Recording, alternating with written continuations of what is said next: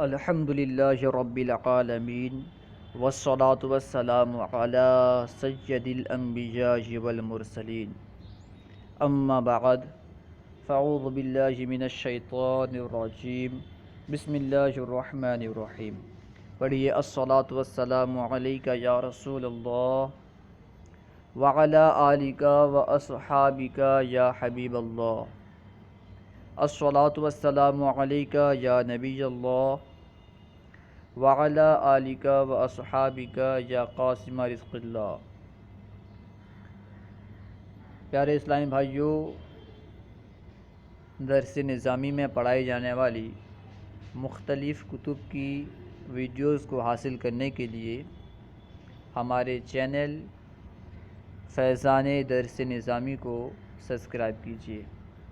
اس میں انشاءاللہ عز و جل درس نظامی میں پڑھائے جانے والے مختلف کتاب کو بطور ویڈیو نشر کیا جائے گا، اور ہو سکے تو اسے آپ عام بھی کریں۔ آج ہم انشاءاللہ باب کے بارے میں پڑھیں گے کہ باب کسے کہتے ہیں، ثلاثی مجرد کے کتنے ابواب ہیں اور کون کون سے۔ آج ہم اسے پڑھیں گے، تو آئیے شروع کرتے ہیں۔ سبق نمبر 7، ابواب کا بیان۔ اس سبق میں ابواب کے بارے میں بیان کریں گے۔ ابواب باب کی جمع ہے۔ اصطلاح صرف میں مخصوص ثلاثی مجرد کے ماضی و مضارع دونوں کے پہلے صیغے کو ملا کر اسے باب کا نام دیتے ہیں۔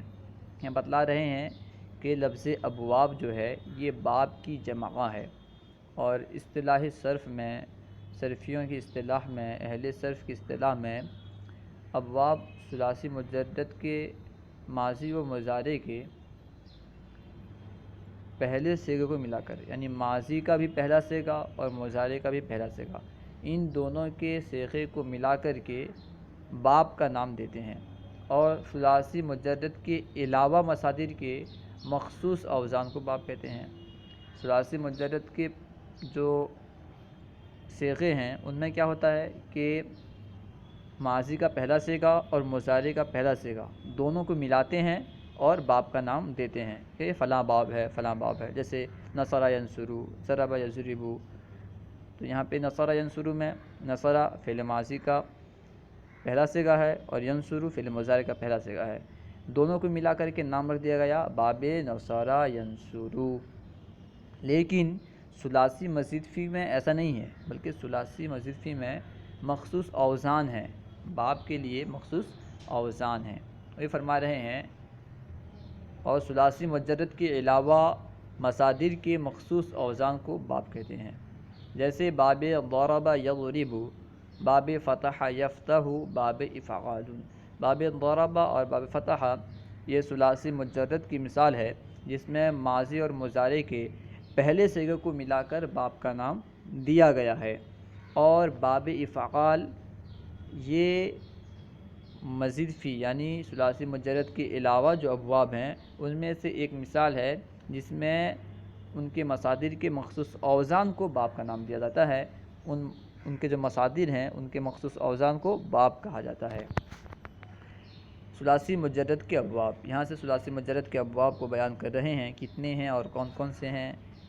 دیکھیں، ثلاثی مجرد کے کل 8 ابواب ہیں جن کی 2 قسمیں ہیں، نمبر 1 مضطرد، نمبر 2 شاذ۔ ثلاثی مجرد کے 2 ابواب ہیں، اور کل 8 ابواب ہیں جن کی 2 قسمیں ہیں۔ ثلاثی مجرد کے ابواب کی 2 قسمیں ہیں، مضطرد اور شاذ۔ کل باب کتنے ہیں؟ 8۔ مضطرد کسے کہتے ہیں، شاذ کسے کہتے ہیں، پہلے اس کی تعریف پڑھ لیں۔ نمبر 1 مضطرد، وہ ابواب جو کثرت سے استعمال ہوتے ہیں، اور یہ 5 ہیں۔ جو ابواب کثرت سے استعمال ہوتے ہیں انہیں مضطرد کہا جاتا ہے، اور یہ 5 ہیں۔ نمبر 1 نصر ینصر، نمبر 2 ضرب یضرب، نمبر 3 سمع یسمع، نمبر 4 فتح یفتح، نمبر 5 کرم یکرم۔ یہ 5 ابواب ایسے ہیں جو کثرت سے استعمال ہوتے ہیں، اس وجہ سے انہیں مضطرد کہا جاتا ہے۔ نمبر 2 شاذ، شاذ کی تعریف بیان کر رہے ہیں وہ ابواب جو کم استعمال ہوتے ہیں یہ 3 ہیں، کم استعمال ہونے والے ابواب کو شاذ کہا جاتا ہے، اور یہ 3 ہیں: حسیبہ یحسبو، کادہ یکادو اور فضیلہ یفضلو۔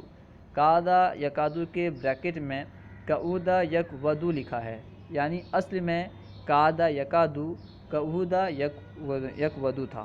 کادہ یکادو اصل میں کعودہ یک ودو تھا، اس میں تعلیل ہوئی اور تعلیل کے ذریعے سے کادہ یکادو ہو گیا۔ تعلیل کیا ہے، کیسے ہوتی ہے، انشاءاللہ آپ آگے پڑھو گے۔ تنبیہ: ان میں سے آخری باب متروک ہے اور دوسرا باب نہایت قلیل الاستعمال ہے۔ شاذ کے جو ابواب بیان کیے گئے 3 ابواب، حسیبہ یحسبو، کادہ یکادو اور فضیلہ یفضلو، ان میں سے جو آخری باب ہے یعنی فضیلہ یفضلو یہ متروک ہے، اس کو چھوڑ دیا گیا ہے، اور جو دوسرا باب ہے یعنی کادہ یکادو یہ نہایت قلیل الاستعمال ہے، بہت کم استعمال ہوتا ہے۔ ان ابواب کی علامات یعنی ثلاثی مجرد کے جو ابواب ہیں ان کی علامت کیا ہے اس کو یہاں سے بیان کرنے لگے ہیں۔ دیکھیں ان ابواب کی علامات: نمبر 1 نصر ینصر۔ نصر ینصر کی علامت کیا ہے؟ ماضی مفتوح العین اور مضارع مضموم العین، جیسے دخل یدخل۔ دیکھیں نصر ینصر میں ماضی مفتوح العین ہے، نصر میں عین کلمہ کیا ہے؟ دیکھو نون ہوا فا کلمہ، صاد عین کلمہ اور را لام کلمہ، تو معلوم کیا ہوا کہ یہاں پہ صاد جو ہے یہ عین کلمہ ہے۔ تو آپ کو کیا کہا کہ ماضی مفتوح العین، نصر ماضی کا صیغہ ہے، اس میں عین کلمہ یعنی صاد مفتوح ہے، نصرا۔ اور مضارع مضموم العین، مضارع کیا ہے؟ ینصر، ینصر میں عین کلمہ کیا ہے؟ صاد ہے، اس میں دیکھیں ینصر میں عین کلمہ صاد یہ مضموم ہے یعنی اس میں ضمہ ہے، جیسے دخل یدخل۔ یہ اس کی علامت ہے۔ باب نصر ینصر کی علامت کیا ہے؟ ماضی مفتوح العین اور مضارع مضموم العین۔ نمبر 2 ضرب یضرب۔ ماضی مفتوح العین اور مضارع مکسور العین، وہ باب جس میں ماضی مفتوح العین ہوتا ہے، ماضی مفتوح العین ہوتا ہے اور مضارع مکسور العین ہوتا ہے، جیسے غسل یغسل۔ یہاں دیکھیں غسل یغسل میں جو عین کلمہ ہے سین، وہ مفتوح ہے ماضی میں اور مضارع میں مکسور ہے۔ اس طرح یہ اس کی علامت یہ ہوئی ضرب یضرب کی کہ اس کا ماضی کا صیغہ ماضی میں عین کلمہ مفتوح ہوتا ہے، مضارع میں عین کلمہ مکسور ہوتا ہے۔ نمبر 3 سمع یسمع، اس کی علامت یہ ہے کہ ماضی مکسور العین ہوتا ہے اور مضارع مفتوح العین ہوتا ہے، اور اس کی میں وضاحت کرنے کی ضرورت نہیں ہے عین کلمہ کیا ہے اور کیسے مکسور العین ہے۔ سمع یسمع، غور کر لیں اس میں، جیسے فہم یفہم یعنی سمجھنا۔ نمبر 4 فتح یفتح، ماضی و مضارع دونوں مفتوح العین، جیسے قلع یقلع، جڑ سے اکھاڑنا۔ قلع یقلع کا مطلب ہے جڑ سے اکھاڑنا۔ یہاں پہ دیکھیں دونوں میں لام کلمہ جو عین کلمہ جو ہے لام مفتوح العین ہے۔ دیکھیں نمبر 5 کرم یکرم، ماضی و مضارع دونوں مضموم العین، جیسے شرف یشرف۔ یہاں پہ عین کلمہ جو را ہے دونوں میں ماضی اور مضارع دونوں میں مضموم ہے، یعنی یہ مضموم العین ہے۔ نمبر 6 حسب یحسب، ماضی و مضارع دونوں مکسور العین ہے، جیسے ولی یلی یعنی قریب ہونا، ماضی بھی مکسور العین مضارع بھی مکسور العین۔ نمبر 7 کادہ یکادو، ماضی مضموم العین اور مضارع مفتوح العین۔ آپ بولیں گے کادہ یکادو میں ماضی میں کہاں مضموم العین ہے اور مضارع میں کہاں مفتوح العین ہے؟ دراصل یہ کہ اصل میں کیا تھا؟ کعودہ یک ودو، کعودہ میں دیکھیں واو جو ہے عین کلمہ وہ مضموم ہے، تو یہ مضموم العین ہوا، ماضی مضموم العین ہوا، اور مضارع یک ودو میں جو عین کلمہ ہے واو وہ مفتوح ہے، اس میں تعلیل کے بعد کادہ یکادو ہو گیا ہے۔ نمبر 8 فضیلہ یفضل، ماضی مکسور العین اور مضارع مضموم العین۔ فضیلہ یفضل دونوں میں ضاد پہلے میں مکسور ہے اور یعنی ماضی میں مکسور ہے، مضارع میں مضموم ہے۔ یہاں سے فائدہ بیان کر رہے ہیں۔ نصر ینصر، ضرب یضرب، سمع یسمع کو ام الابواب کہتے ہیں۔ نصر ینصر، ضرب یضرب اور سمع یسمع، ان تینوں ابواب کو ام الابواب کہا جاتا ہے، اور فتح یفتح، کرم یکرم اور حسب یحسب کو فروع الابواب کہا جاتا ہے۔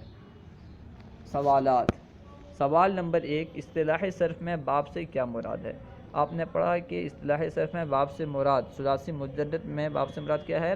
ثلاثی مجدد کے ماضی اور مضارع کے پہلے صیغے کو ملا کر کے باب کا نام دیا جاتا ہے، اور مزید فی میں مصادر کے مخصوص اوزان کو، مزید فی سے مراد کیا ہے؟ ثلاثی مجدد کے جو علاوہ ہیں، چاہے مزید فی ہوں یا رباعی ہوں، کچھ بھی ہوں، تو اس میں کیا ہوتا ہے کہ مصادر کے جو مخصوص اوزان ہوتے ہیں انہیں باب کہا جاتا ہے، باب سے یہی مراد ہے۔ سوال نمبر 2، مضطرد اور شاذ کسے کہتے ہیں؟ مضطرد وہ ابواب جو کثرت سے استعمال ہوتے ہیں، شاذ وہ ابواب جو بہت کم استعمال ہوتے ہیں۔ سوال نمبر 3، ثلاثی مجرد کے کل کتنے ابواب ہیں؟ ان میں کون کون سے مضطرد اور کون کون سے شاذ ہیں؟ آپ نے پڑھا ثلاثی مجرد کے کل 8 ابواب ہیں، جن میں سے 5 مضطرد ہیں اور 3 شاذ ہیں۔ مضطرد ابواب جیسے نصر ینصر، فتح یفتح اور کرم یکرم، ضرب یضرب، سمع یسمع، یہ 5 ابواب جو ہیں یہ مضطرد ہیں، اور شاذ حسب یحسب، کاد یکاد اور فضل یفضل، یہ جو ہیں ابواب ہیں 3 ابواب یہ شاذ ہیں۔ سوال نمبر 4، کون سے ابواب کو ام الابواب اور کون سے ابواب کو فروع الابواب کہا جاتا ہے؟ آپ نے پڑھا کہ نصر ینصر، ضرب یضرب، سمع یسمع کو ام الابواب، اور فتح یفتح، کرم یکرم اور حسب یحسب کو فروع الابواب کہا جاتا ہے۔ آپ پہ لازم ہے کہ آپ اسے ازبر کریں، یاد کریں، بار بار پڑھیں، کم از کم 5 مرتبہ پڑھیں، اور اس کے بعد سوالات کو اپنی کاپی میں تحریر کریں۔ ہمارے یوٹیوب چینل فیضان درس نظامی کو سبسکرائب کریں اور مختلف کتابیں حاصل کریں۔